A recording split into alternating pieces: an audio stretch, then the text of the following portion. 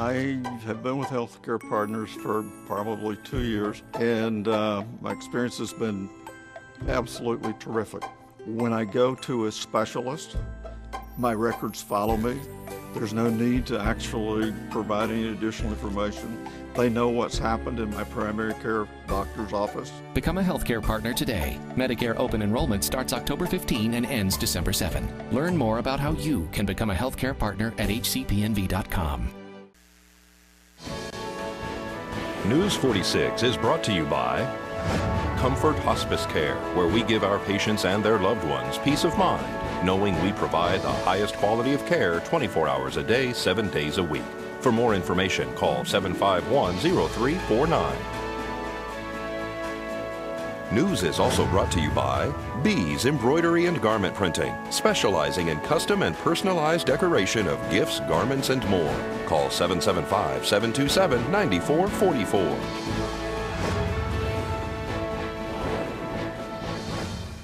Tonight on News 46, a small child is killed when hit by a car. A fundraiser will be held Sunday at Tumbleweed Tavern. And get ready for the High Desert Cup Music Festival and Cannabis Expo. News 46 starts now.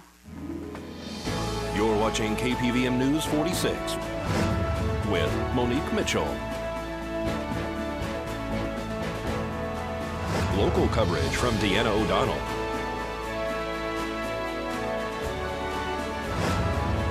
News 46, local coverage you can count on.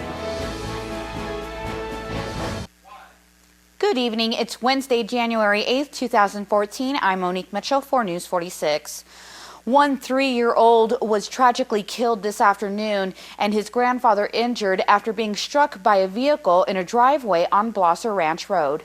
Pahrump Valley Fire and Rescue and Nye County Sheriff's deputies and Nye County Sheriff detectives arrived on scene at a location on West Blosser Ranch Road early this afternoon for a vehicle versus pedestrian accident. There was actually 2 victims in this accident, a 3-year-old child and an older person. The accident seems to have occurred in the driveway of this home. We're going to speak to Fire Chief Scott Lewis. We were dispatched for a report of a pedestrian motor vehicle accident on Blosser Ranch Road. We responded with a heavy rescue, a medic, and myself. Upon arrival, we found out that there was actually 2 people, 2 pedestrians that were struck by the same motor vehicle. They required immediate medical attention. Mercy Air 21 was utilized for one of the patients. The second patient was transported by ground to the local hospital. This happened in the driveway of a residence? The Sheriff's Office is conducting the investigation, but it appeared that the actual impact occurred in the residential driveway. And backed over, or do you know any of the specifics at all? We don't really know the specifics at this point. Again, the Sheriff's Office is conducting a full investigation as to how the circumstances surrounding the accident. But again, 2 patients known to have been run over by the same vehicle, and 2 patients required immediate transport. A person on scene there was CPR certified, or at least conducting CPR on the child, right? En route to the call, we were notified that CPR was underway. Upon my arrival, I then took over CPR in one patient, and pending the arrival of our first 2 medic unit and subsequently Mercy Air. At this time, we're being told that it was the 3-year-old and the grandfather that were the victims in this accident. The mother was on scene there. We are told that it was the boyfriend that was the driver of that vehicle that hit those 2 pedestrians. Once again, the 3-year-old was transported to UMC Trauma Center in grave condition, and the grandfather was transported here locally to Desert View Hospital. We have learned that, in fact, the 3-year-old succumbed to his injuries. This is Deanna O'Donnell for News 46. A fundraiser will be held this Sunday to help with the son of a local woman who died in a rollover accident on December 22nd. Most of us hope we'll never know the pain of losing someone to a horrific accident. 62-year-old Catherine Leach died in a rollover accident on Highway 160 near the town of Johnny on December 22nd. Right before Christmas. She leaves behind 2 children. One is an older female, the other one is a younger male. His name is Jordan Leach. He lives here locally. He is left behind right after his grandmother just died 5 months ago. He's having to navigate through a lot of emotions, which seems to be a whirlwind to him of losing his mother and his best friend. Here at Tumbleweed Tavern on the corner of Leslie and Bella Vista, they're holding a fundraiser for Jordan. Kathy was a great friend, good patron, and we all loved her dearly. She's going to be missed dearly. We think the world of Jordan also. There was many times ever since we've had food the last year and a half, Kathy would come in at least once a week and get burgers or chicken wings for her mother, which is recently deceased, and her son and herself. So she'll be greatly missed. Jordan himself is having a difficult time, and this money for this fundraiser will go to support him to kind of get him through this, which there's so much right now that is going on for him to even deal with the loss of his mother. Exactly, and it's not just his mother, but his grandmother, both women figures of his life. Being a only son, it's very hard being so young. Grandma just died 5 months ago, I think. That's correct, this past summer. What a shocking death for Kathy Leach and for Jordan to go through this.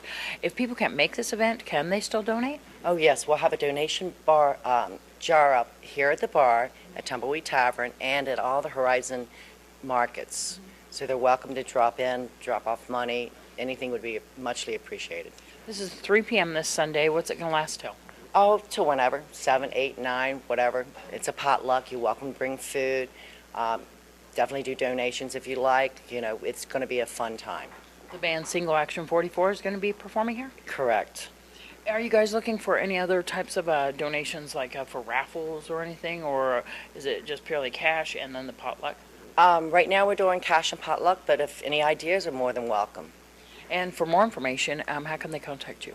Right here at Tumbleweed Tavern, you can ask for Cindy, Denise, Robin, and the phone number is 727-1100. And then also, where are we located? We're at 2030 Bella Vista and Leslie. Kathy was a very active member of this community and a friend to all of us. She will be deeply missed. Here at Tumbleweed Tavern at 3 p.m. this Sunday, you can come and pay your respects as well as donate to Jordan Leach and help him out. Also, there's going to be a celebration of life at Sullivan's on January 26th at 3 p.m. The public is invited to attend. This is Deanna O'Donnell on the corner of Leslie and Bella Vista for News 46. The founder of the Nye Cannabis Coalition, Michael Augustine, is planning to hold the High Desert Cup Music Festival and Cannabis Expo in April at Petrick Park. The first annual event is said to be a three-day festival focused on educating the community on the benefits of medical marijuana. The Nevada legislature has passed a bill for medical marijuana dispensaries to legally operate throughout the state. The event, which has not been officially green-lighted, so to speak, will feature music and entertainment, but only individuals with valid medical marijuana cards will have full access to what they are calling the Big Tent. And after the break, Marty Saltz tells us about some tests your newborn baby needs to take. 5 tests for newborns that could be life-saving. The story next on Prescription Health. This portion of the news is brought to you by Albertsons. You're in for something fresh.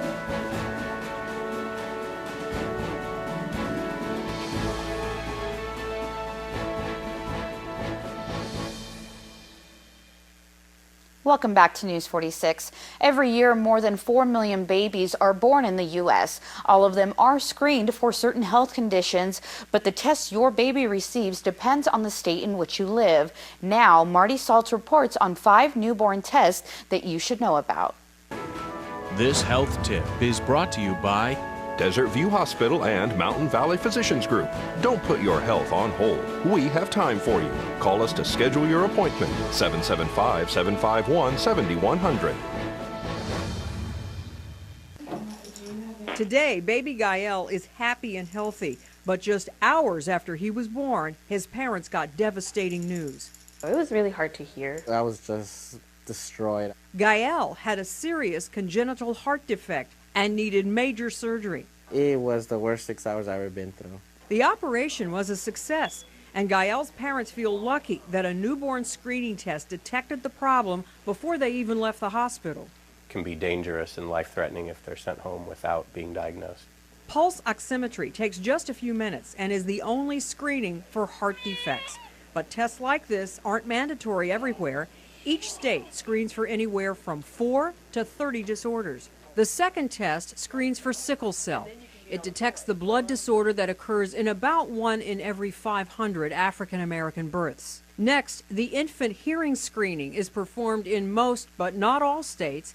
If yours doesn't offer it, get your baby screened within 3 weeks of birth. The cystic fibrosis screening can help doctors detect and treat lung and nutritional problems sooner. And the toxoplasmosis test detects an infection that can invade the brain, eye, and muscle. It affects 1 in 1,000 babies, but less than a handful of states screen for it. Baby Gael's parents are grateful that the newborn test picked up his problem before it was too late. Every day that we have him and every month that he turns 1 more month, we're like, oh, we thank God that we have him. I'm Marty Salt reporting. The American Academy of Pediatrics recently called for a more standardized newborn screening program. To find out what newborn illnesses your state screens for, go to www.babiesfirsttest.org.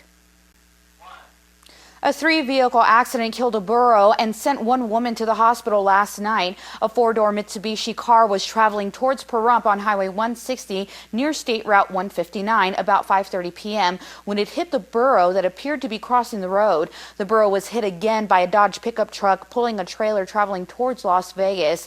It smacked into the westbound lanes when it was hit for a 3rd time by a green Hyundai sedan. The Hyundai then crashed into the pickup. The female driver of the sedan was pinned inside the car and had to be extracted by emergency personnel. The Hyundai driver was flown to University Medical Center with serious injuries that did not appear to be life-threatening. No other human injuries were reported. The burro died at the scene. The district attorney's office has filed formal charges against the Nye County Sheriff's deputy who was arrested in December after he allegedly entered his estranged wife's home uninvited and held her against her will. Deputy Royce Avina was charged by the Nye County District Attorney's Office with false imprisonment, burglary, domestic battery, and stalking. Well, folks, keep it here because we're going to have more local news for you after these messages.